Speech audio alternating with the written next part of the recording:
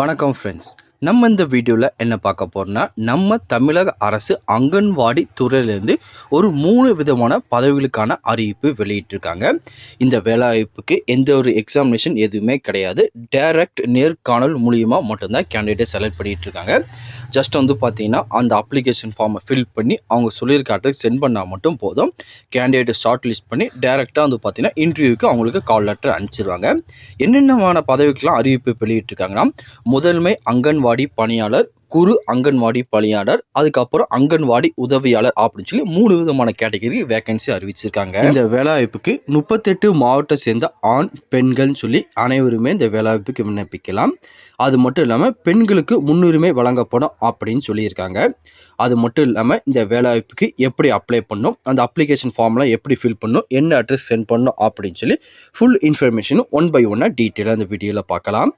இது எல்லாமே பார்க்குறதுக்கு முன்னாடி நீங்கள் நம்ம சேனலுக்கு புதியவராக இருந்தீங்கன்னா மறக்காமல் நம்ம சேனலை சப்ஸ்கிரைப் பண்ணிட்டு பக்கத்தில் இருக்க பெல் ஐக்கனை கிளிக் பண்ணிட்டு ஆளுங்க செட் பண்ணிக்கோங்க. அப்போ தான் நம்ம போடுற வீடியோ எல்லாமே உங்களுக்கு உடனே கிடைக்கும். இப்போ வாங்க ஃப்ரெண்ட்ஸ் வீடியோக்குள்ளே போகலாம். முதல்ல இந்த வேலைவாய்ப்புக்கான குவாலிஃபிகேஷன் எடுத்துட்டிங்கன்னா, முதன்மை அங்கன்வாடி பணியாளருக்கு 10ஆம் வகுப்பு தேர்ச்சி பெற்றிருந்தால் போதும். குறு அங்கன்வாடி பணியாளருக்கும் 10ஆம் வகுப்பு தேர்ச்சி பெற்றிருந்தால் போதும். அதுக்கப்புறம் அங்கன்வாடி உதவியாளருக்கு தமிழ் எழுத படிக்க தெரிஞ்சால் மட்டும் போதும். இதுக்கு நீங்கள் எலிஜிபிள் தான், அழகாக விண்ணப்பிச்சுக்கலாம். மொத்தம் 3 விதமான பதவிகளுக்கு அறிவிப்பு வெளியிட்டிருக்காங்க. 3 விதமான வேலைவாய்ப்புக்கும் அப்ளிகேஷன் ஃபார்ம் ஒரே மெத்தடில் தான் இருக்கும். இப்போ நான் பார்த்தீங்கன்னா அங்கன்வாடி உதவியாளருக்கான அப்ளிகேஷன் ஃபார்ம் வச்சுருக்கேன். இதை எப்படி ஃபில் பண்ணுறது அப்படின்னு பார்க்கலாம். இதே மாதிரி தான் மீதி 2 அப்ளிகேஷன் ஃபார்மும் நீங்கள் ஃபில் பண்ணுற மாதிரி இருக்கும். ஃபஸ்ட்டு இந்த அப்ளிகேஷன் ஃபார்மில் சைடில் உங்கள் ஃபோட்டோ பார்த்தீங்கன்னா இந்த இடத்துல நீங்கள் பேஸ்ட் பண்ணிக்கோங்க. அதுக்கப்புறம் உங்கள் பேர், அதுக்கப்புறம் உங்கள் தந்தை அல்லது கணவன் பேர், அதுக்கப்புறம் பார்த்தீங்கன்னா உங்கள் முகவரியை கொடுத்துருங்க. கொடுத்து முடிச்சுட்டு அப்படிக்கிற ஸ்க்ரோல் டவுன் பண்ணிட்டே வந்தீங்கன்னா நீங்கள் என்ன ஊராட்சி, என்ன பேரூராட்சி, நகராட்சின்னு கேட்டுப்பாங்க. அதை டீட்டெயிலாக கொடுத்துருங்க. அதுக்கப்புறம் பார்த்தீங்கன்னா உங்களோட கல்வி தகுதி, அதுக்கப்புறம் பார்த்தீங்கன்னா உங்களோட பிறந்த தேதி, அதுக்கப்புறம் உங்கள் வயசு என்ன அப்படின்னு கேட்டிருப்பாங்க. அதையும் டீட்டெயிலாக கொடுத்துருங்க. கொடுத்து முடிச்சு உங்களோட ஜாதி சான்றிதழ் கேட்டிருப்பாங்க. நீங்கள் என்ன பிரிவில் இருக்கீங்க, அதோட முழுமையான ஜாதியோட பேரும் பார்த்தீங்கன்னா இதில் நீங்கள் மென்ஷன் பண்ணிக்கோங்க. விண்ணப்பதாரரின் இருப்பிட முகவரை நிரூபிக்கிறதுக்காக உங்களோட வாக்காளர் அட்டை அல்லது பார்த்தீங்கன்னா குடும்ப அட்டை, ஆதார் கார்டு ஏதாச்சும் ஒரு நம்பர் கொடுத்துட்டு அதோட ஜெராக்ஸ் அட்டாச் பண்ணிக்கோங்க. அதுக்கப்புறம் நீங்கள் வசிக்கிற இடத்துக்கு பக்கத்தில் என்ன அங்கன்வாடி இருக்குது, அது எவ்வளோ தூரத்தில் இருக்குன்னு கேட்டிருக்காங்க. அதையும் பார்த்தீங்கன்னா டீட்டெயிலாக கொடுத்துருங்க. அதுக்கப்புறம் உங்களோட கல்வி தகுதி என்ன, அதிகபட்சமாக நீங்கள் என்ன கல்வி தகுதியை முடிச்சிருக்கீங்களோ அதோட டீட்டெயில் கொடுத்துட்டு அதோட ஜெராக்ஸை நீங்கள் இதில் அட்டாச் பண்ணிக்கோங்க.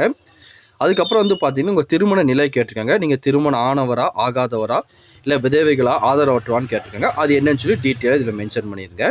இது போக பார்த்தீங்கன்னா உங்களுக்கு எக்ஸ்ட்ரா வேறு எதுவும் தகுதிகள் இருக்கா, உங்களுக்கு டிரைவிங்கு, டைப்பிங்கு, கம்ப்யூட்டர் அந்த மாதிரி எதுவும் தெரியுமான்னு கேட்டிருக்காங்க.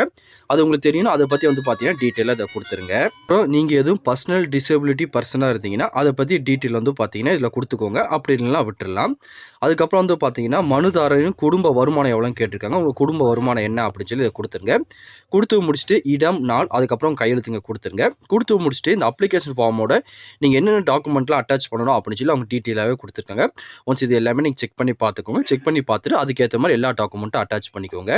கீழே பார்த்தீங்கன்னா உங்கள் பள்ளி மாற்று சான்றிதழ், அதுக்கப்புறம் பார்த்தீங்கன்னா நீங்கள் விதவைகள், கணவராக கைவிடப்பட்டதாக இருந்தால் அதுக்குள்ள சான்றிதழ், டிசபிலிட்டி பர்சனாக இருந்தீங்கன்னா அதுக்கூட சான்றிதழ், அதுக்கப்புறம் பார்த்தீங்கன்னா இருப்பிட சான்றிதழ், அது போக பார்த்தீங்கன்னா டைப்பிங், கம்ப்யூட்டர், டிரைவிங் லைசன்ஸ் எதுவும் வச்சுருந்தீங்கன்னா அதோட ஜெராக்ஸ் எல்லாமே பார்த்தீங்கன்னா இதில் நீங்கள் அட்டாச் பண்ணிடுங்க.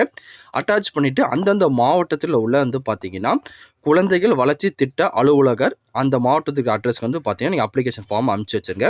தனித்தனியாக பார்த்தீங்கன்னா அதுக்கு அந்த மாவட்ட வாரிய அட்ரஸ் எல்லாமே இருக்குது. அந்த அட்ரஸ்க்கு உங்கள் அப்ளிகேஷன் ஃபார்மை சென்ட் பண்ணிடுங்க. வேறு எதுவும் இதை பற்றி உங்கள் டவுட் இருந்தாலும் கீழே கமெண்ட் செக்ஷனில் தெரிவிங்க. கண்டிப்பாக உங்களுக்கு நான் கிளியர் பண்ணி தரேன். இந்த பதிவு கண்டிப்பாக உங்களுக்கு பயனுள்ளதாக இருக்கும்னு நினைக்கிறேன். தெரியாத உங்கள் ஃப்ரெண்ட்ஸுக்கு இந்த வீடியோ ஷேர் பண்ணுங்கள். பிடிச்சிருந்தா லைக் பண்ணுங்கள். அடுத்த ஒரு வீடியோ சந்திக்கலாம். Thank you and bye friends.